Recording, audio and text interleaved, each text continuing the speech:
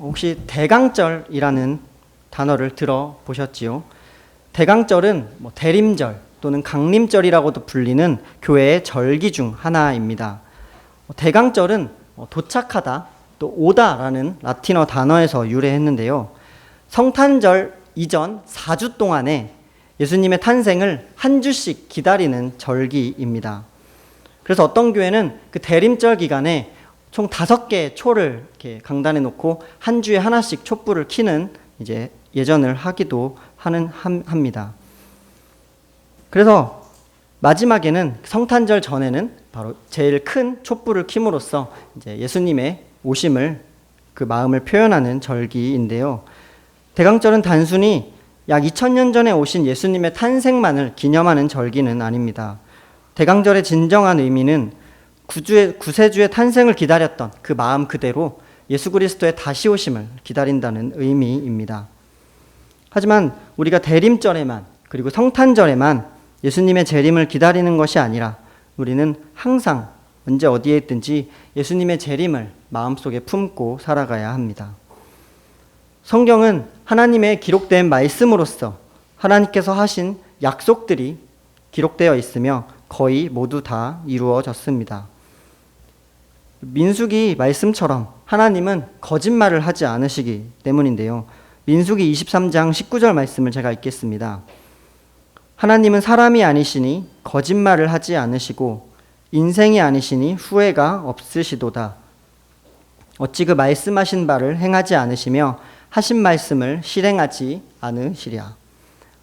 하나님께서는 반드시 하신 말씀을 다 이루실 것인데 아직 이루어지지 않는 하나의 약속이 있습니다. 그것은 우리 모두 다 잘 알고 있듯이 바로 예수님께서 이 땅에 다시 오시겠다고 하신 약속입니다. 예수님께서 이 땅에서 공생의 사역 기간 중에도 여러 차례 말씀하셨고 또 예수님께서 부활 후 하늘로 올라가실 때 천사도 이와 같이 이야기했습니다. 사도행전 1장 11절 하반절 말씀을 읽겠습니다. 너희 가운데서 하늘로 올려지신 이 예수는 하늘로 가심을 본 그대로 오시리라 하였느니라. 지난주 설교 때 언급했듯이 예수님께서 다시 오시겠다고 하신 그 약속은 그분을 믿는 신자에게 있어서 그 무엇보다도 위로와 소망의 날이 됩니다. 데살로니가 교인들도 그래서 먼저 죽은 성도들이 그 예수님의 재림의 때에 임할 복을 누리지 못할까 봐 걱정하고 있었고 데살로니가 전서 4장을 통해 바울이 대답해 주었습니다. 즉 먼저 죽은 자나 또 살아남아있는 자 상관없이 모두 공평하게 예수 그리스도의 재림을 볼 것이기 때문에 이미 먼저 죽은 성도들에 대해서 우리가 염려할 필요가 없다는 사실이었습니다. 그래서 데살로니가 전후서의 주제도 많은 부분에서 예수님의 재림에 대해 언급하고 있는데요. 합쳐서 10장인 짧은 성경에 재림과 강림에 대한 내용이 많이 기록되어 있습니다. 우리가 아직 살아있지만 또 우리가 죽은 뒤에 예수님이 오실지 아니면 우리가 살아있는 동안에 오실진 아무도 모릅니다. 하지만 우리는 반드시 올 것을 알기에 우리는 그 예수 그리스도의 다시 오실 그날에 대해 준비하며 그날을 고대하고 소망하며 살아가야 합니다. 그렇다면 그날을 고대하고 소망하는 우리가 그날을 준비해야 하는 이유는 무엇일까요? 첫째로 그 이유는 그날이 도둑같이 오기 때문입니다. 오늘 본문 1절에서 3절 말씀은 예수님께서 자신의 재림의 때와 시기에 대해 말씀합니다. 특히 데살로니가 교인들은 그 바울에게 그 재림의 때가 언제인지 궁금해하며 또 질문을 하게 됐는데요. 왜냐하면 그날은 먼저 죽은 성도들과 또 이미 살아있는 자가 만나는 날이기 때문입니다. 2절 말씀을 함께 읽겠습니다. 오늘 본문 2절 말씀입니다. 시작.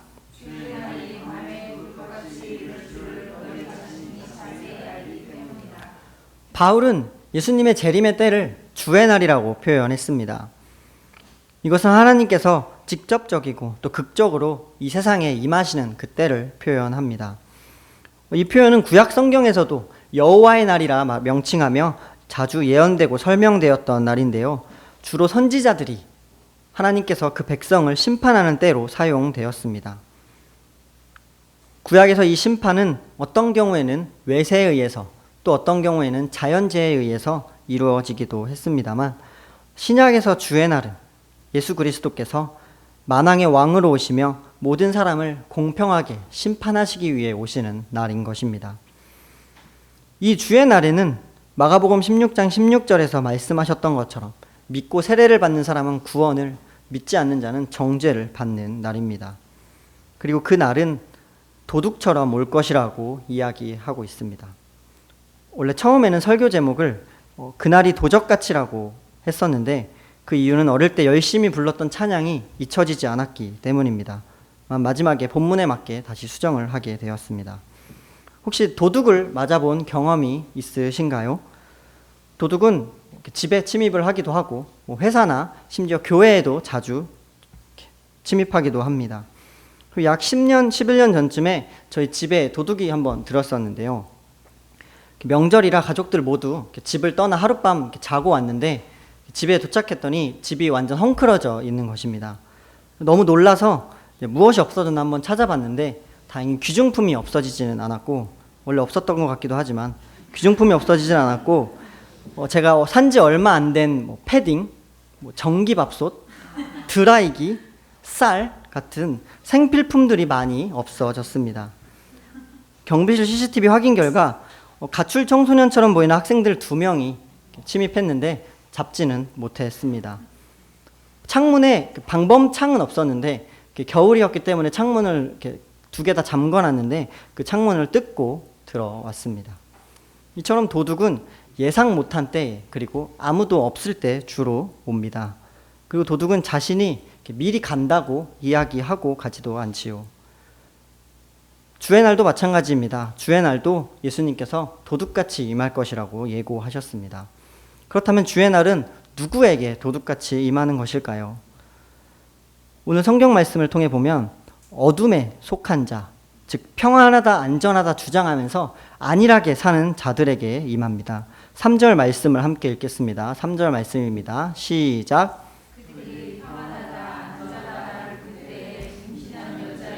해산의 고통이 이름과 같이 멸망이 갑자기 그들에게 이르리니 결코 피하지 못하리라. 즉 예수님의 재림은 세상 사람들이 평안하다 안전하다 외칠 때 갑자기 임하게 됩니다. 마태복음 24장은 종말장이라고 불리며 예수님께서 직접 다시 오실 날의 여러 가지 현상에 대해 말씀하셨습니다. 그리고 거기서 노아의 때에 홍수 심판을 예로 들었는데요. 노아 시대에 노아가 큰 방주를 짓는 모습을 수십 년 이상 보고도 사람들은 비가 오기 전까지 그들은 먹고 마시며 또 장가들고 시집갔다고 기록되어 있습니다. 이와 같이 도둑이 언제 올지 모르는 것처럼 예수님도 언제 다시 오실지 모르니 항상 깨어있어 그 집을 뚫지 못하게 준비하라고 명령하셨습니다. 마태복음 24장 44절 말씀을 이어서 읽겠습니다. 이러므로 너희도 준비하고 있으라. 생각하지 않은 때에 인자가 오리라.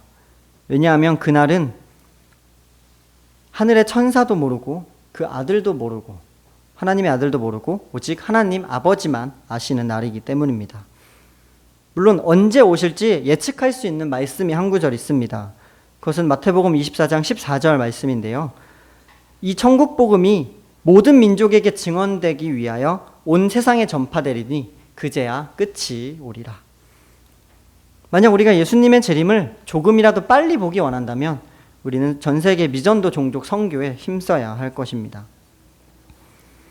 우리는 그 예수님의 다시 오실 날을 대비하여 늘 준비하고 있어야 합니다.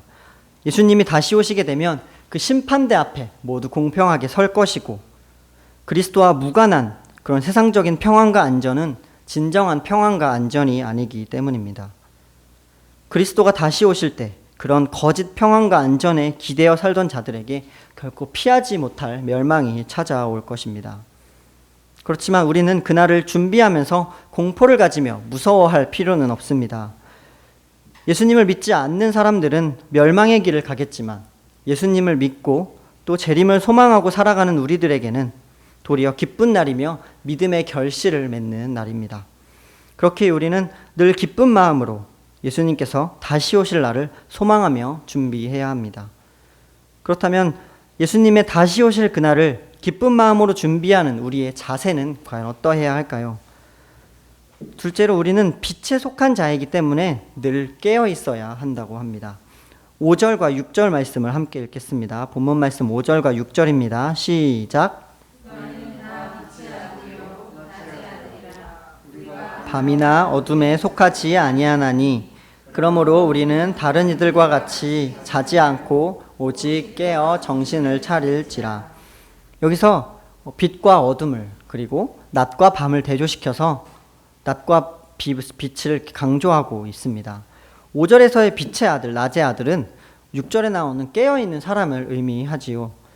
신자들은 빛의 아들들이며 낮의 아들들입니다. 그러므로 우리는 밤과 어둠에 속한 자들과는 다른 자들입니다. 그 당시 빛의 아들이라는 의미는 특별한 의미로서 세례받은 교회의 회원을 호명하는 단어였습니다.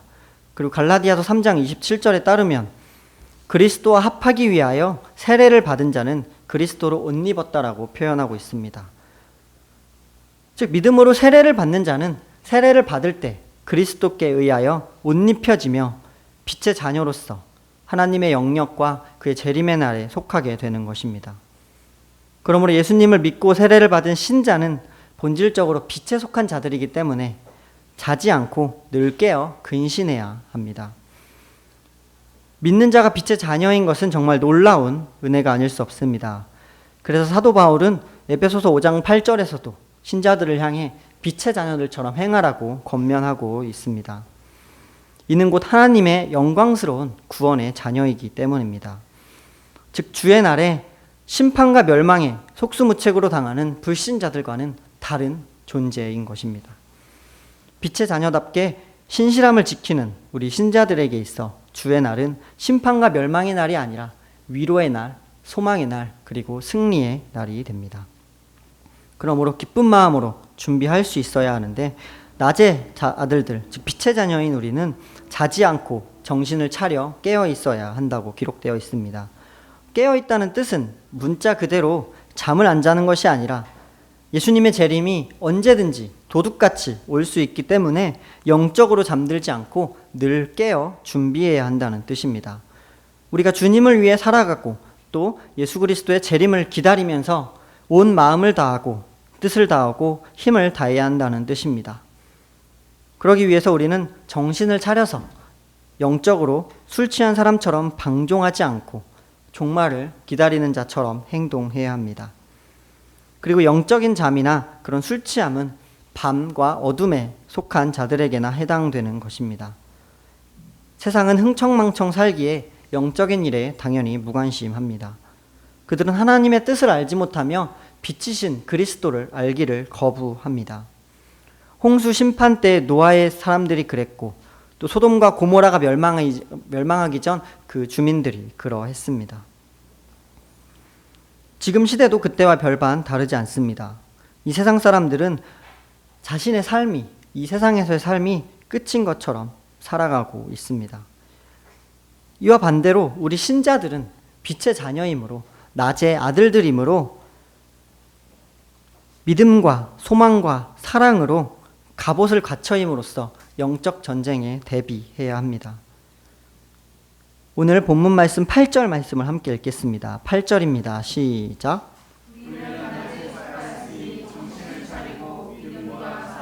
호심경을 붙이고 구원의 소망의 투구를 쓰자. 호심경이란 갑옷의 가슴 쪽에 호신용으로 붙이는 구리 조각을 의미합니다.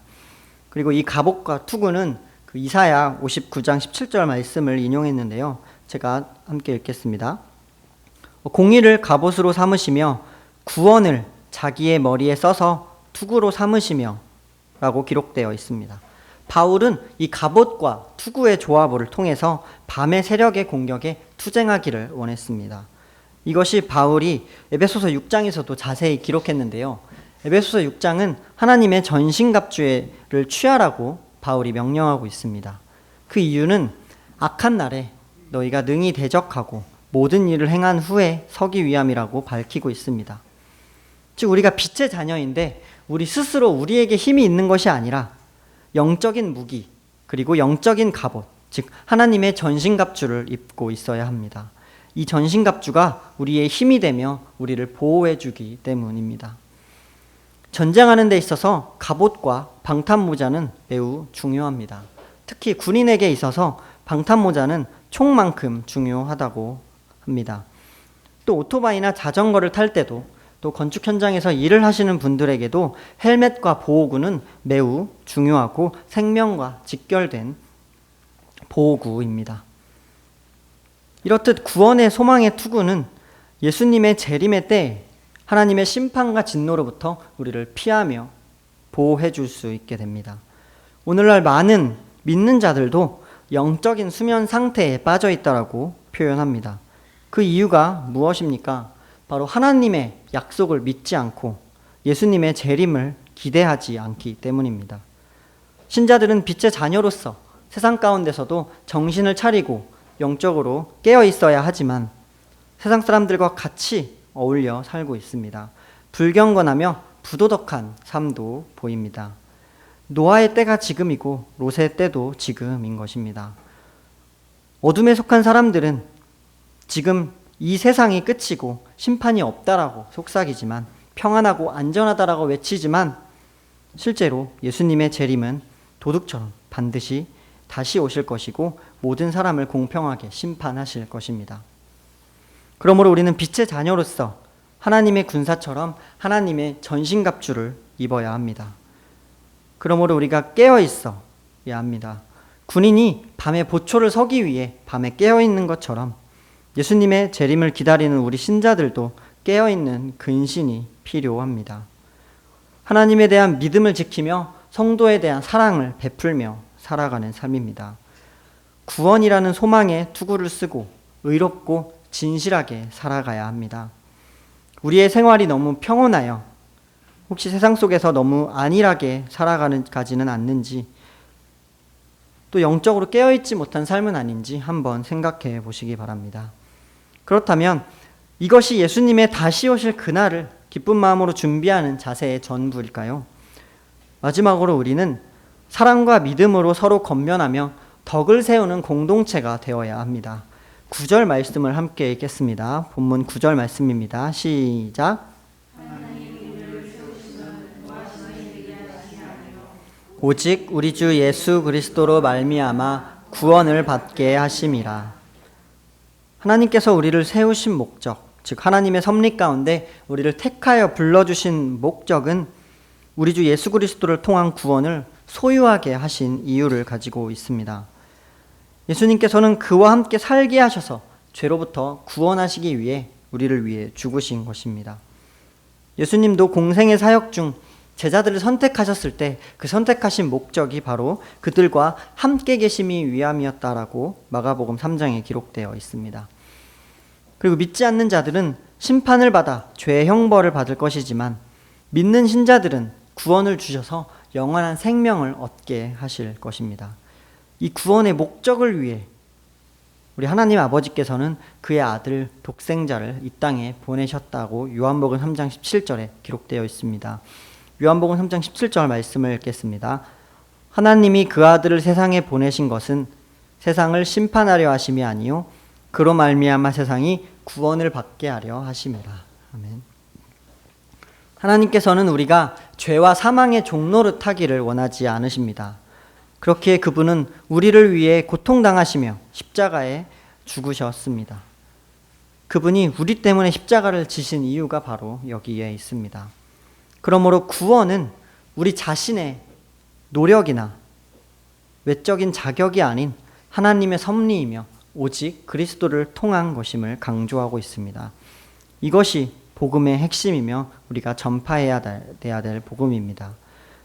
이것을 고백하는 것은 이미 죽은 자들에게도 부활의 소망이 있다는 것입니다. 왜냐하면 사나 죽으나, 즉 먼저 죽은 자나 살아남아있는 자 모두 주님의 것이기 때문입니다. 그러므로 우리는 삼위 하나님께 소망을 두고 살아가야 합니다. 왜냐하면 하나님께서 우리를 구원하셨고 영광스러운 소망을 주셨기 때문입니다. 그리고 하나님께서는 더 나아가 사람을 세우시고 덕을 끼치셨습니다. 마지막 11절 말씀을 함께 읽겠습니다. 본문 11절 말씀입니다. 시작. 그러므로 피차 권면하고 서로 덕을 세우기를 너희가 하는 것 같이 하라. 아멘.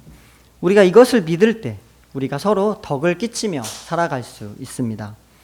그렇게 우리는 서로 교훈하고 격려하며 서로를 위해 기도하고 서로를 강하게 세워 주어야 합니다. 바울은 로마서에서도 이 말씀을 강조했는데요. 로마서 15장 2절 말씀입니다. 우리 각 사람이 이웃을 기쁘게 하되 선을 이루고 덕을 세우도록 할지니라.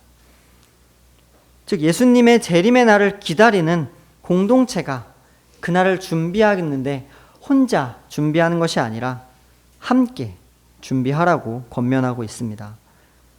서로 낮에 속한 삶을 권면해야 합니다. 서로 악을 보고도 묵인한다거나 오히려 악을 부추기거나 유혹하는 것이 아니라 또는 무관심으로 대하는 것이 아니라 믿음과 사랑과 소망의 삶을 살도록 함께 기도하며 권면하는 공동체가 되어야 합니다. 이렇게 될 때 우리는 하나님께서 기뻐하시는 거룩한 성도로서의 삶을 함께 살아갈 수 있습니다. 성도는 세상과 구별된 거룩한 물이라는 뜻이기 때문입니다. 개인의 신앙도 중요하지만 하나님이 정하신, 하나님이 세우신 교회 전체가 든든히 세워가는 것도 당연히 중요합니다. 그래서 바울은 바른 교회 공동체를 세워나가기를 원했습니다. 그러므로 그는 교회의 각 멤버들이 서로 진리 안에서 격려하고 서로 세워나가는 것이 교회의 목적이며 혹은 교회 안에서의 개개인의 역할이자 신자의 사명임을 강조하였습니다. 우리는 많이 부족한 죄인이기 때문에 서로가 서로에게 기도해주며 믿음의 동력자가 되어야 합니다. 우리 올고등교회 성도님들은 서로 어떠신가요? 또 우리가 속해 있는 우리 가정들은, 우리의 자녀들을 보며 우리의 가족들은 어떠신가요? 함께 신앙생활하는 지체가 또 우리 가족 구성원이 믿음의 길을 걸어가지 못하는 모습을 볼 때, 또 빛의 자녀이지만 그렇게 살아가지 못하는 모습을 우리가 볼 때 우리는 그들을 향해 어떤 반응을 보이고 있나요? 또 평안하다, 안전하다고 믿는 그들에게 우리는 무엇라 말을 해야 할까요? 서로 죄를 정죄하라는 뜻이 당연히 아닙니다. 서로 기도하고 권면하여 사랑이 넘치는 공동체가 되어야 합니다. 삼위 하나님께서 우리에게 바라시는 것, 우리에게 명령하시는 그것은 바로 주님 안에서 바른 공동체를 세워가는 것임을 기억하시기를 소망합니다. 말씀을 맺습니다. 우리나라 6.25 전쟁이 왜 반발했습니까? 북한은 은밀하게 전쟁 준비를 다 마쳤지만 남한은 그때 정치적으로도 혼란스러운 시기였고 또 북한이 전쟁 준비를 한다는 소식을 들었음에도 불구하고 귀담아 듣지 않았습니다. 또 어떤 부대는 부대원들의 병력들을 휴가를 보내기도 했답니다. 즉 평안하다, 안전하다고 생각하고 외쳤던 그때 바로 전쟁이 임했습니다. 온전히 대비하지 못했기 때문에 우리나라는 더 큰 피해를 입었습니다. 우리 삶도 마찬가지입니다. 신자의 삶은 단순히 천국에 가기 위해 목표로 삼는 삶이 아닙니다. 예수님께서 반드시 다시 오시겠다고 약속하셨고 도둑같이 언제 올지 모릅니다. 그러므로 신자는 빛의 자녀로서, 낮의 아들들에 속한 자로서 영적으로 항상 깨어있어 그날을 준비하며 살아가야 합니다. 신자에게 있어 재림의 날은 심판과 진노의 날이 아니라 소망의 날, 위로의 날, 승리의 날이기 때문입니다. 사랑하는 올고등교회의 성도 여러분, 종말론적 소망의 기다림의 자세는 구체적으로 믿음, 소망, 사랑의 덕목을 실천하는 삶입니다. 그 무엇보다 신자의 소망의 근원은 바로 하나님의 섭리와 예수 그리스도의 구원사역, 그리고 성령 하나님이 우리 안에 거한다는 사실에 있습니다. 우리는 이런 진리들을 붙잡고 우리의 가족과 우리의 교회 공동체 구성원들에게 권면하고 위로하며 함께 재림의 날을 소망하며 살아가야 합니다. 그러므로 우리 교회 공동체가, 우리 가족 구성원이 도둑같이 올 그날을 한마음과 한뜻으로 준비하며 기대하며 또 빛의 자녀로서 그에 합당한 삶을 살아가는 우리 모든 올고등교회 성도님들 되시기를 소망합니다.